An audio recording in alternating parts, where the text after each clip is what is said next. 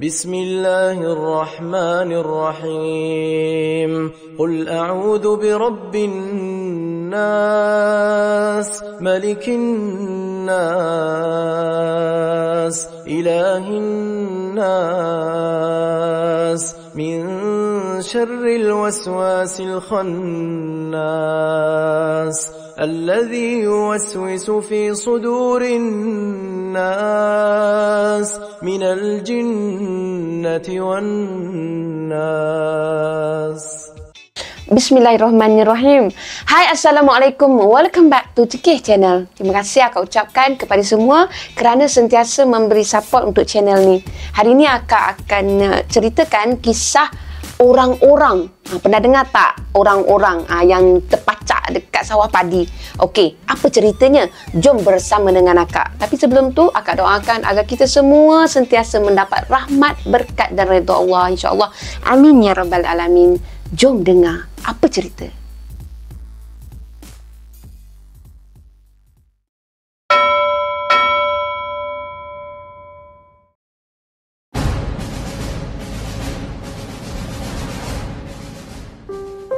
Kisah mengenai orang-orang. Mesti kisah ni menarik kan?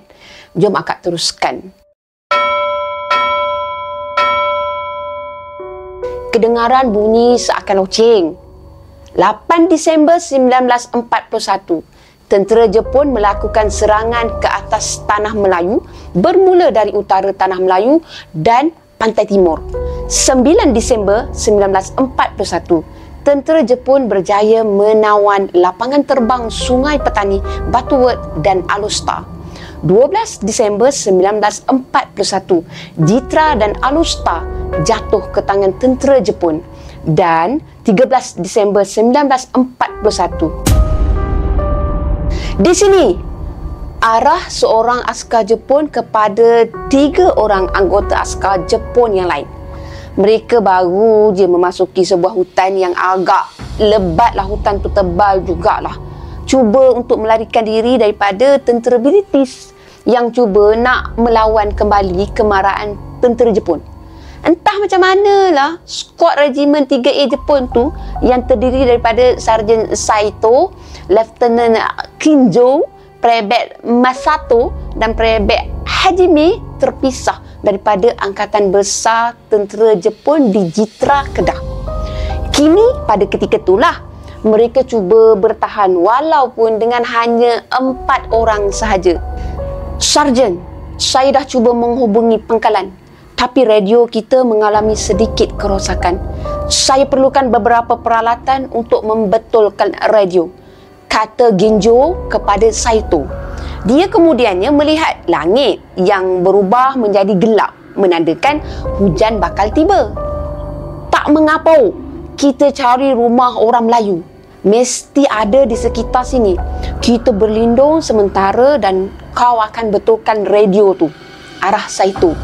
Mematuhi arahan ketua mereka, mereka pun teruslah bergerak ke arah utara. Setibanya di satu cerun bukit, Hajime terlihat sawah padi yang agak luas serta sebuah rumah kayu yang berdekatan dekat situ. Sarjan, panggillah Hajime. Saito dia menggunakan teropong yang dia ada kat dia lah, dan dia melihat satu keluarga sedang bekerja menuai padi. Bagus.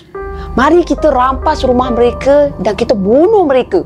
Arah Saito seraya bergerak, tapi dia dihalang oleh Masato. Tuan, mereka tidak melakukan apa-apa pun pada kita.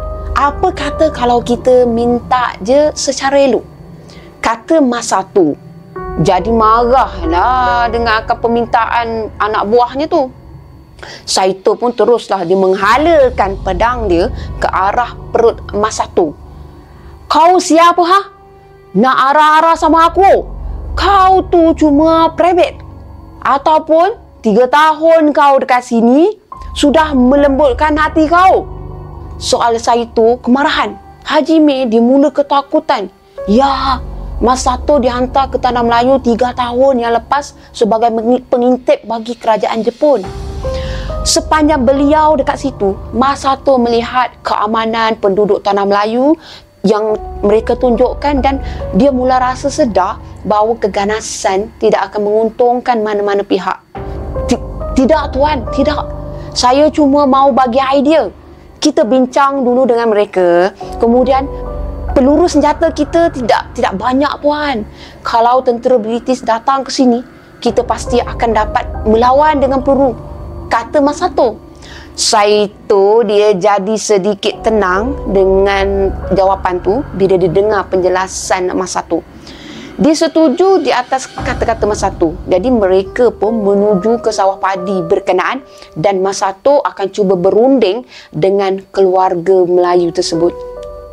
Sementara tu Kamal dia bersama dengan isteri dia Fatimah dan anak lelaki mereka Daud sedang bekerja keras dekat sawah padi mereka. Sawah padi yang mereka usahakan selama beberapa tahun tu hampir membuahkan hasil. Daud, tolong ambilkan air, abah haus lah pula, pinta Kamal kepada anak dia. Bila dia menoleh ke depan, dia terlihat Mas Sato sedang menghampiri mereka. Celaka, jangan hampiri kami, jerit Kamal. Kemudian dia menghalakan parang panjang dia ke arah Mas Sato. Walaupun Mas Sato ni mempunyai senjata api, tapi dia tak naklah menggunakan senjata api tu. Kalau boleh dia memang tak nak. Maafkan saya perlukan bantuan kamu. Radio kami rosak, jadi kami tak dapat menghubungi pangkalan kami. Kami tak mahu apa-apa, jangan risau. Cuma beberapa peralatan yang boleh kami gunakan untuk baiki radio. Pinta Mas Sato dalam bahasa Melayu yang dia pelajari selama dia menetap di tanah Melayu tu. Sambil tangan dia meletakkan senjata dia dekat atas tanah. Dia tak nak berkasar tau. Dia nak tunjukkan bahawa dia tak nak menggunakan kekerasan. Aku tak peduli. Kau sekali pun.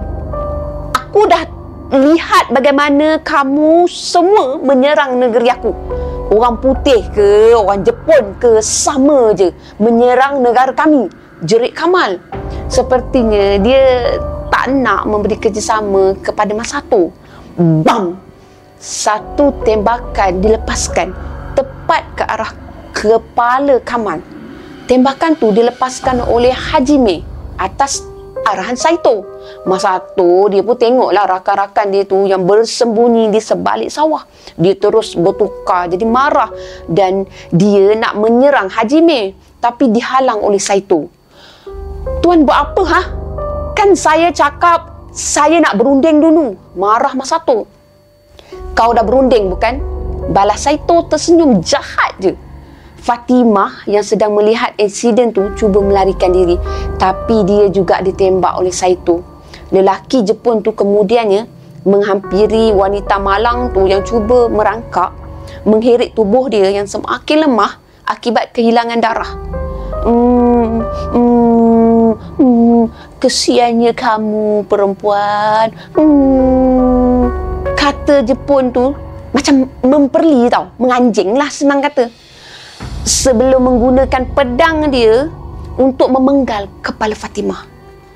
Geledah rumah mereka.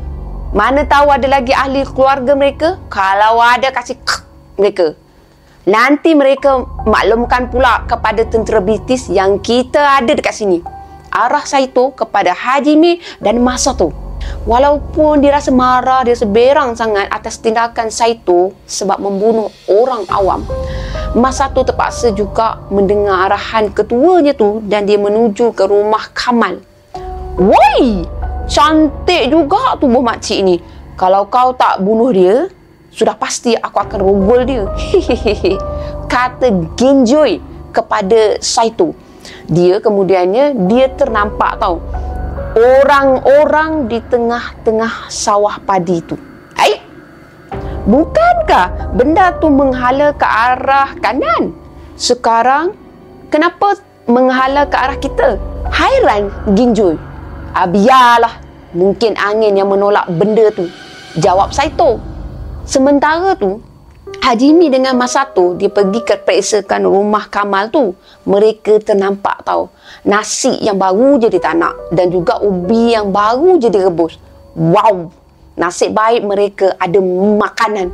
Aku dah lapar ni, kata Haji Meh dalam keadaan gembira. Jerit Daud yang muncul dari belakang mereka, cuba untuk menyerang Haji Meh dengan pisau. Haji Meh, dia memberi tindak balas yang laju tau, mengelak serangan tu dan berjaya menolak pisau tersebut dari pegangan Daud. Celaka! Jerit Haji Meh sambil dia menikam Daud dengan pedang dia.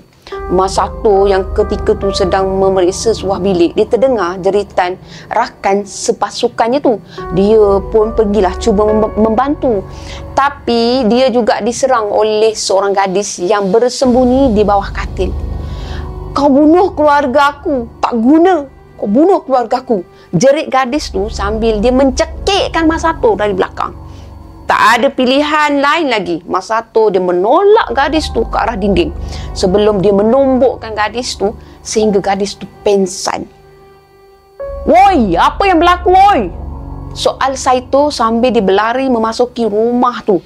Dia melihat Haji Meh yang baru memenggal kepala Daud dan Mas Sato yang sedang memeriksa gadis tersebut. "Ada lagi ahli keluarga ni," kata dia. Dia kemudiannya terus perhatikan tubuh gadis yang malang tu. Sangat menawan bagi dia. "Tuan, nak ke saya bunuh gadis ni?" soal Mas Sato. Dia tahu apa yang akan berlaku kepada gadis tu. Diseksa, dirogol dan dibunuh seperti mana yang terjadi kepada kebanyakan gadis Melayu yang mereka temui sepanjang tentera Jepun menyerang Kedah. Dia tak nak nasib yang sama berlaku kepada gadis tu dan bagi dia, lebih baiklah gadis tu mati secepat mungkin dan mungkin boleh bertemu dengan keluarga dia di alam lain. "Kau gila ke? Simpan gadis tu. Kita buat santapan." Gelak Saito. Ternyata apa yang Mas Sato jangkakan adalah betul. Dia menatap wajah gadis tu sambil terdetik dalam hati dia, "Maafkan saya, maafkan saya." Setelah tu, Haji Meh dan Mas Sato diarahkan untuk menanam mayat Kamal, Daud dan Fatimah di dalam sawah padi yang keluarga tersebut usahakan. Semasa mereka menanam mayat terakhir, iaitu Kamal, hujan mula turun rintik-rintik. "Cepat sikit, nanti sarjan marah pula," kata Haji Meh. Kedengaran bunyi loceng. Bunyi loceng kedengaran lagi dan kedengaran lagi. Mas Sato meletakkan cangkul dan dia cuba mencari dekat manalah bunyi tu, gerangan empunya bunyi tu dekat mana. Entah kenapa dia pasti bunyi tu datang dari orang-orang sawah tu. "Haji Meh, ikut aku sekejap," panggil Mas Sato. Mereka kemudiannya menuju ke arah orang-orang tu. Bentuk orang-orang tu berjerami, bertopi hitam dan diletakkan baju yang sudah lusuh. Dekat situ juga terdapat 2 loceng yang diletakkan pada tangan orang-orang tu. Mas Sato dia tengokkan pada wajah benda tu dan dia terlihat seakan-akan ada 2 berbola mata tepat memandang tajam ke arah Mas Sato. Celaka. Terkejut Mas Sato sehingga kan dia menghalakan senjata dia ke arah orang-orang tu. "Kau ni dah kenapa?" soal Haji Meh. Rasa hairanlah dengan apa yang dilakukan oleh Mas Sato tu. Bila Mas Sato terangkan apa yang dia nampak tu, Haji Meh dia menyangkal perkara tu dan diajakkan rakannya tu balik semula ke rumah Kamal. Semasa mereka tu berjalan menuju ke rumah Kamal, Mas Sato dia perhatikan orang-orang tu sekali lagi. Dan tangan dia seperti melambai-lambai ke arah Mas Sato. Bayangkan, hujan lebat dengan lebatnya. Dahlah malam tu hujan sangat-sangat lebat dengan malam gelap lagi, sehingga kan keadaan hujan lebat tu membuatkan mereka sukar untuk melihat di luar sana. Berbekalkan lampu pelita milik Kamal, pasukan tentera Jepun tu santai-santai je, tak takut apa pun, kecuali Mas Sato yang ditugaskan untuk memerhatikan gadis tu. Sakitnya, rintih gadis tu kesakitan. Bila dia betul-betul tersedar, dia melihat Mas Sato yang sedang duduk bersebelahan dengan dia. Apa lagi, gadis tu pun dia nak menjerit lah. Dia ketakutan, jadi auto mulut tu nak menjerit. Penceroboh, Tolong, penceroboh!" jerit gadis tu. Mas Sato dia terus menutupkan mulut gadis tu. "Shh. Kalau kau tak nak kena bunuh, baik kau diam." Arah Mas Sato. Air mata gadis tu mula membasahi pipi dia. "Kau bunuh keluarga aku. Kau bunuh keluarga aku. Dasar penceroboh!" kata gadis tu. Saito yang mula terdengar dengan tangisan gadis tu, dia dengar suara gadis tu, dia teruslah pergi masuk dekat bilik tu. "Oh, sudah bangun ya? Aku punya bebek pun sudah bangun." Dia kemudiannya mematikan tubuh gadis tu atas bawah, atas bawah dengan rasa ngiu macam tu. Wajah gadis tu ayu, tubuh dia memutih, mengingatkan kepada gadis Jepun yang dah lama dah dia tak balik, dia tak sejak Perang Dunia Kedua bermula. "Sarjan, dia baru saja bangun." "Nanti tuan, nanti dia tak larat layan tuan nanti." Mas Sato cuba menenangkan ketua dia, tapi rayuannya tu tidak diendahkan. "Baik kau diam, Prebet Mas Sato. Kalau kau tak nak, biar aku yang rasmikan dia dulu. Lagipun, semua gadis Melayu yang belum kahwin masih suci." balas Saito. Mas Sato dia menatap wajah gadis tu dan dia kesiankan gadis tu. Sementara tu, Ginjo yang sedang memperbaiki radio tu dan Hajime pula dia pergi keluar rumah untuk memerhatikan keadaan sekeliling. Kedengaran bunyi loceng dari jauh dalam keadaan kegelapan malam tu. Tanpa mereka semua sedari, orang-orang di tengah sawah tadi mula bergerak sedikit demi sedikit. Benda tu seolah-olah baru bangun dari tidur yang lama. Tubuh benda tu seperti sengal-sengal. Dia memerhatikan pula kubur keluarga Kamal di mana mayat mereka ditanam. Orang-orang tu tersengih dan terus mengorek kubur tersebut. Sejuk pula malam ni. "Untunglah Sarjan dapat merasa gadis Melayu tu dulu," kata Hajime. Dia terdengar bunyi loceng muncul dari kegelapan malam yang dipenuhi hujan yang lebat tu. Bunyi yang berulang-ulang, keting. Walaupun bunyi tu tak jelas, dia agak suka untuk memastikan gerangan empunya bunyi tu dari keadaan sekeliling. Dari manalah maksudnya dengan keadaan sekeliling yang sangat gelap. "Woi, siapa tu? Baik kau keluar sekarang," jerit Hajime. Dia tak ada pilihan lain, dia terus memeriksa seorang diri. Bunyi itu datang dari sawah padi. Itu yang dia pastilah. Dia terdengar bunyi orang tergelak pula. Kelakarnya gelak dia. Dari belakang dia. "Baik kau keluar. Aku tak main-main." Arah Hajime lagi. Dia pun bergerak lagi ke depan menuju ke arah bunyi tu. Dan ianya hanya membawa Hajime kepada orang-orang. Tak ada pun manusia kat situ. "Lah, bunyi loceng ni rupanya," kata Hajime. Tapi dia ada melihat darah mengalir pekat dari tangan orang-orang tersebut. Pada masa yang sama, peti menyambar dan cahaya yang datang dari peti tu membantu Hajime melihat dengan terangnya orang-orang tu mempunyai wajah.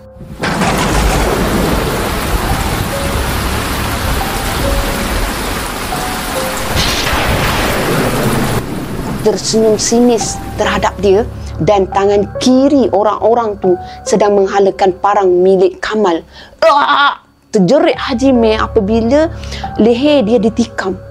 Genjo yang baru membaiki radio dan Mas Sato terdengar jeritan rakan sepasukan mereka. "Hajime," kata Mas Sato. "Tidak, kau jaga gadis ni. Biar aku dan Ginjo yang pergi periksa."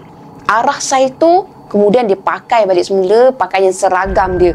Sementara tu, Hajime yang cuba merangkak, cuba melarikan diri. Tapi darah yang mengalir pantas menyebabkan dia tak dapat nak bangun. Orang-orang tu pula masih tersengih sambil mengekori Hajime dengan perlahan.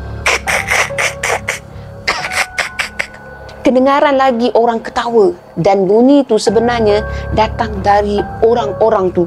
Benda tu kemudiannya memotong kaki kanan Haji Mei serta tangan kiri Haji Mei. Haji Mei, apa yang berlaku? Jerit Genjo dan dia keluar terlebih dahulu.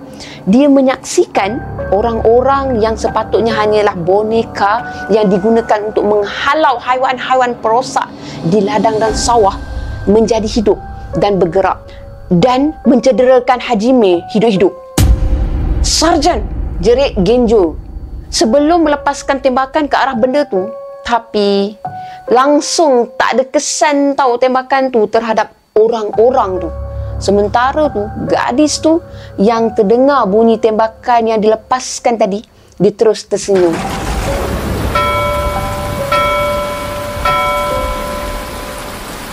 Habislah kamu semua, keting dah tiba. Kamu semua akan mati, kata gadis tu kepada Masato. Genjo, siapa yang menyerang Haji Mei? Soal Saito sebaik saja bertemu dengan Genjo. Dia kemudiannya melihat satu lembaga menarik tubuh Haji Mei ke dalam sawah. Orang-orang, benda tu hidup, itu orang-orang, dan ia telah membunuh Haji Mei. Balas Genjo yang masih lagi ketakutan. Orang-orang, kamu gila ke? Kata Saito yang tak mempercayai kata-kata lieutenantnya tu. Tapi Genjo terus berlari ke sawah tu, cuba mendapatkan Haji Mei semula. Nak atau tak nak, Saito terpaksa mengekori Genjo. Keluarlah celaka, pulangkan rakan kami, keluar, jerit Genjo. Dia terdengar suara orang tergelak dan dari jauh dia ternampak orang-orang tersebut. Di situ pun kau, Genjo terus berlari, dia cuba mendapatkan boneka tersebut. Lepas tu dia meninggalkan Saito di belakang dia. Dia tak peduli dah. Bam, bam. Beberapa lagi das tembakan dilepaskan oleh Genjo dari arah belakang boneka tu. Hahaha, dapat pun kau, kata Genjo. Apabila dia melihat wajah boneka tu, alangkah terkejutnya Genjo bila dia tengok boneka tu adalah Haji Mei. Jerit Genjo pula. Selepas orang-orang tu menikam belakang dia, boneka tu kemudiannya mencabut beberapa jerami dari tubuh dia dan memasukkan jerami tu ke dalam mulut Genjo. Memaksa lelaki tu untuk menelankan jerami tu. Dipaksa-paksa juga. Apa tu? Kata Saito. Saito dia melihat orang-orang sedang menyerang pasukan dia menggunakan senapang milik dia sendiri. Dia menembak kepala orang-orang tu dan terus dia memapah Genjo untuk pulang ke rumah Kamal. Tubuh boneka tu mencapai kepala yang dah tertanggal dan memasangkan semula kepada tubuh kepala tu.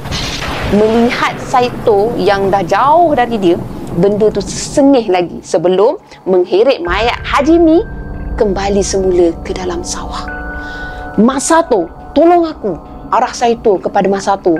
Mereka mengeluarkan beberapa ubat dan alat perubatan yang mereka ada di dalam beg galas mereka untuk membantu merawat luka Genjo. Gadis tu dia melihatlah apa yang sedang berlaku dan apa yang sedang mereka tu cemaskan. Dan dia sekali lagi tersenyum. Kamu semua takkan selamat. Kamu semua takkan selamat. Keting sudah pembangkit disebabkan darah yang kamu tumpahkan. Darah keluarga aku. Masato yang mendengar ungkapan gadis tu sebelum ni, akhirnya dia pun bertanya, kau tahu benda yang menyerang rakan-rakan aku? Betul tak? Apanya itu? Tapi gadis tu terus diam. Kenapa, Masato? Gadis tu tahu ke benda yang menyerang kami? Soal Saito, dan Masato dia menjawab dengan mengangguk. Prak! Mereka terdengar bunyi pinggan pecah dari arah dapur. Bunyi apa tu? Hairan Masato dalam bahasa Melayu lah. Dia cakap semua bahasa Melayu biasalah. Dia pergi memeriksa dapur dan dia melihat Kamal sedang memakan daging-daging dari mayat Haji Mei. Cumanya kali ni tubuh mereka dah bertukar menjadi jerami. Hanya tinggal wajah mereka sahaja yang dilekatkan kepada tubuh jerami mereka tu. Gelak Kamal. Kemudiannya cuba untuk menyerang Mas Sato dengan serpihan pinggan kaca. Mas Sato sempat mengelak dan dia menembak kaki Kamal sehingga pecah. Mas Sato dia mengheret tubuh Kamal dan dia humbankan tubuh Kamal keluar rumah. Jerit Kamal yang cuba masuk semula. Seramnya. Tapi Mas Sato dia pantas menutup pintu dapur dengan almari pinggan. Dia cuba mengangkat beberapa barang berat untuk digunakan sebagai pemberat supaya pintu tu tak dapat lagi dibuka oleh Kamal. Dia menjerit pula. Bunyi jeritan tu dari arah depan tu. Di situ Fatimah dan Daud cuba masuk melalui tingkap. Sementara Saito dan Genjo yang masih lagi cedera menghalang mereka berdua daripada masuk ke dalam rumah. Mas Sato dia menggunakan senapang dia dan dia menembak mayat tersebut. Saito dengan Genjo dia terus mengambil almari untuk menghalang tingkap tu. Mereka terdiam sekejap sebelum Genjo jatuh kerana luka dia yang masih belum dirawat dan dia dah tak boleh nak bertahan dah. "Genjo, bertahanlah," kata Saito. Mas Sato yang terlihat radio dah pun boleh dibaiki oleh Genjo tadi, dia teruslah menggunakan radio tu untuk menghubungi pangkalan dia nak minta bantuan. Hello, ini Private Mas Sato dari skuad Regimen 3A. Skuad kami telah diserang oleh entiti yang tidak diketahui. Sila bawa kami dari sini, over." "Negatif. Tentera British sedang mengepung kami. Serangan besar berlaku. Bantuan tidak dapat dihantar buat masa ni." Jadi sasaran masa bantuan 1000, balas radio tu. Sebelum radio tu terputus, mereka bagaikan tak percaya. Bantuan tak akan tiba sekarang. Malah mereka kini diserang oleh sesuatu. Kau tahu sesuatu kan? Cakap cepat. Macam mana boneka tu boleh hidup? Saito yang hilang sabar atas semua yang berlaku terus menyerang gadis tu. Cuba untuk mendapatkan kepastian. Mas Sato pula dia tiba dekat situ bila dia tengok pada pegawai tu menyerangkan gadis tu. Dia pun menterjemahkanlah soalan ketuanya tu kepada gadis tu. "Itu adalah dosa kamu semua. Benda tu adalah penjaga kami sejak dari kedatangan orang putih lagi. Keting akan menjaga kami semua, dan disebabkan kamu telah bunuh keluarga aku, Keting akan datang untuk bunuh kamu semua. Mata untuk mata, gigi untuk gigi, dan darah untuk darah. Balas gadis tu." Ya, orang-orang yang diberi nama Keting tu sebenarnya adalah penjaga keluarga tersebut. Dia macam saka lah, yang mempunyai kepercayaan yang lebih kurang sama seperti kita orang Melayu. Terus mempercayai kata-kata gadis tu, sama dia percaya juga. Penjaga seperti dewa. "Aku ingat kamu adalah Muslim dan aku tahu Muslim tidak akan buat begini." Soal Mas Sato. Tapi gadis tu diam semula.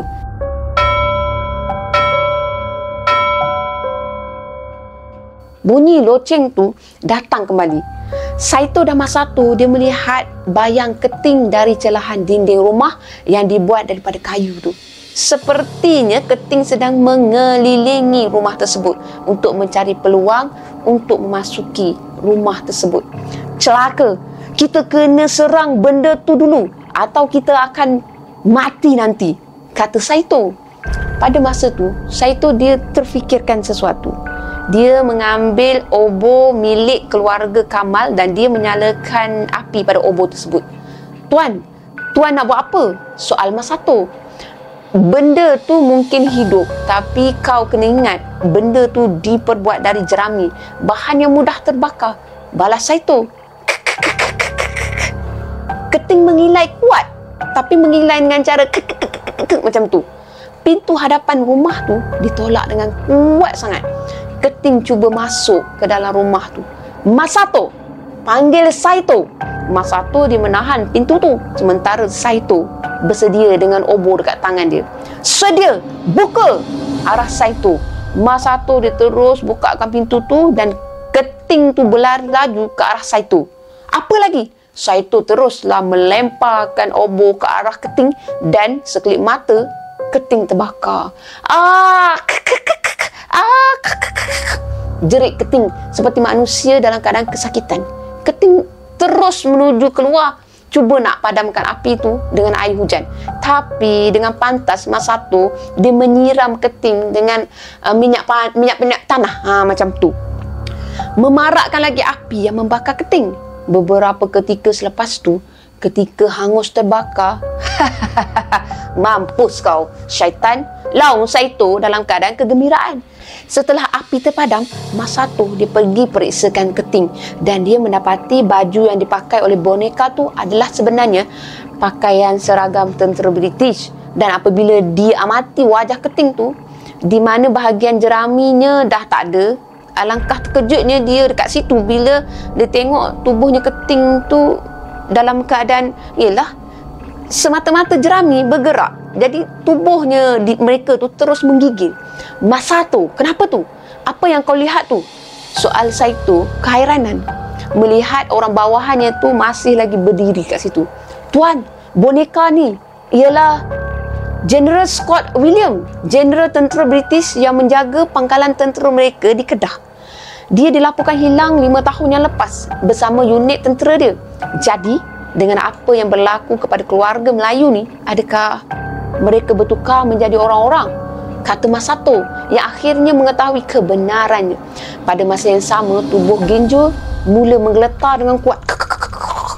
Wow, Genjo! Panggil Saito melihat keadaan lieutenantnya tu. Genjo terus bangun dan mencakar-cakar tubuh dia sendiri seperti dia cuba mengeluarkan sesuatu. Sakit! Jerit Genjo. Dia terus memuntahkan jerami yang keluar banyak bersama dengan darah dari tubuh dia. Tubuh dia mula mengeras dan dilitupi oleh jerami. Dia cuba mengawal ekspresi wajah dia. Tapi dia asyik tersengih seakan-akan senyum. Senyum yang sama macam yang dilempar oleh Keting tadi. Sarjan, tolong! Jerit Genjoy kepada ketua dia. Jeritan itu merupakan jeritan terakhir Genjoy. Sebab sekarang ni dia dah bertukar menjadi orang-orang. Tubuh dia menggeletik sedikit. Genjo, kata Saito yang sedikit kesedihan. Manakan tak dia kehilangan orang kanan yang sudah berkhidmat dengan dia lebih 10 tahun. Genjo terus menerkam Saito dan dia memuntahkan jerami ke dalam mulut Saito. Mas Satu pun datanglah menolong dengan menendang Genjo ke arah dinding. Tuan, tak apa-apa ke tuan? Tuan tak apa-apa ke? Soal Mas Satu sambil dia papahkan Saito. Lepas tu Genjo sekali lagi pergi untuk menyerang mereka. Kali ni giliran Mas Satu pula. Dia mencapai pedang samurai milik Saito dan dia terus memotong tangan kiri Mas Satu. Jerit Mas Satu kesakitan. Saito dia pun menarik Genjo dan dia memasukkan bom tangan terakhir dia ke dalam mulut Genjo. Bom tu pun meletup lah. Nasib mereka tu baik sebab Saito sempat menolak Genjo tu keluar daripada rumah dan masa tu jugalah bom tu meletup. Nasib baik tau. Genjo, maafkan aku. Saito kesedihan dekat situ. Pada masa yang sama, dia termuntahkan jerami yang disumbatkan oleh Genjo tadi. Tubuh dia mula menggeletar. Dia bahkan bertukar jadi orang-orang rupanya. Ini laung Saito. Dia mencapai pedang dia dan dia terus menikam gadis tu di bahagian perut. Ini untuk orang bawahan aku. Celaka, jerit Saito kemarahan. Gadis tu dia melihat darah dia keluar banyak dan dia terus pengsan. Padan muka, jerit Saito lagi. Sebelum dia tersadung pada bucu katil dan dia terjatuh pada almari cermin yang berada dekat situ. Habis semua barangan bersepah-sepah dalam rumah tu. Walaupun aku akan bertukar, yang penting semua keluarga celaka ni mati, kata Saito. Pada masa tu gambar-gambar bertebangan. Satu gambar jatuh ke atas wajah Saito. Apa ni? Hairan Saito. Mana kan tak hairannya, gambar tu adalah gambar keluarga Kamal. Kamal, Fatimah dan Daud ada dalam gambar tu. Tapi gadis tu tak ada dalam gambar tersebut.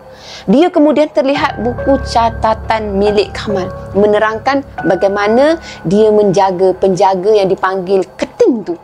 Keting tu memerlukan tubuh manusia yang diubah suai menjadi orang-orang untuk entiti tu diami, dan keluarga tu baru sahaja kehilangan anak gadis mereka, Siti, di tangan General Scott William 5 tahun yang lepas. Dia ingin menghidupkan anak mereka tu semula. Jadi Kamal menggunakan mayat Siti sebagai orang-orang untuk Keting. Nanti dulu, kalau macam tu, siapa gadis tu? Saito barulah perasan. Gadis yang dia bunuh tu bukanlah manusia, tapi Keting yang sebenar. Apabila dia menoleh ke belakang, Keting tu sudah bangkit dan menikam mulut Saito dengan pedangnya sendiri. Saito dia cuba melarikan diri, tapi seperti mangsa yang lainlah. Dia kehilangan banyak darah, membuatkan Saito tu tak mampu nak bangun dan hanya mampu merangkak. Masato, tolong aku, panggil Saito pada Masato yang masih lagi terbaring setelah tangan dia ditetak tadi kan. Keting dia melihat Masato dekat situ dan terus menghumban lelaki tu keluar dari rumah. Kau tak melakukan apa-apa, Masato, tiada darah untuk kau, kata Keting. Bagi entiti tu, Masato beberapa kali cuba membantu keluarga tu menunjukkan perasaan bersalah dia. Hukuman telah dilakukan dan Masato akan dilepaskan.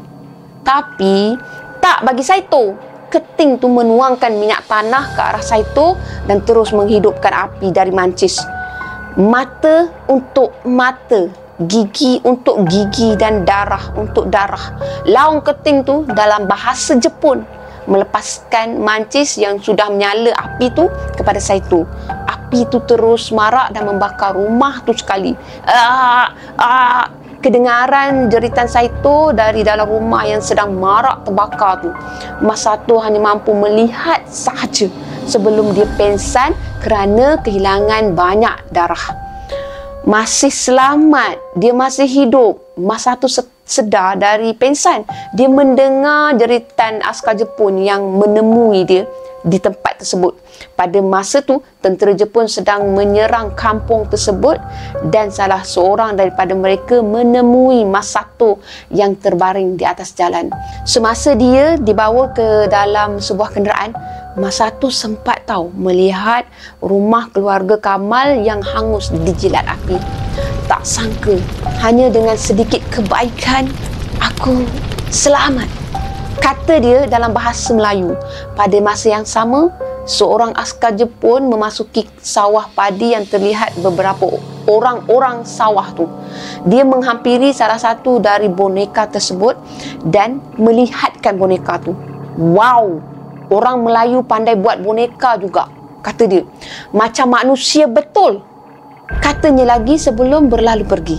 Tanpa dia sedari, orang-orang di depannya tu ialah Sarjan Saito.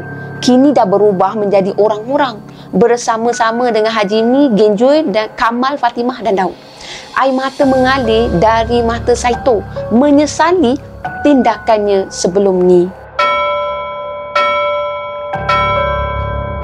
Kedengaran bunyi loceng sekali lagi. Tamat. Sekian sahaja untuk kisah pada kali ini. Apa yang baik sama-sama kita ambil jadikan sebagai tauladan. Apa yang buruk sama-sama kita ambil jadikan sebagai sempadan. Sebarang kekhilafan akak mohon maaf. Bye korang. Assalamualaikum. Jangan lupa like, share dan subscribe. Bye. Assalamualaikum.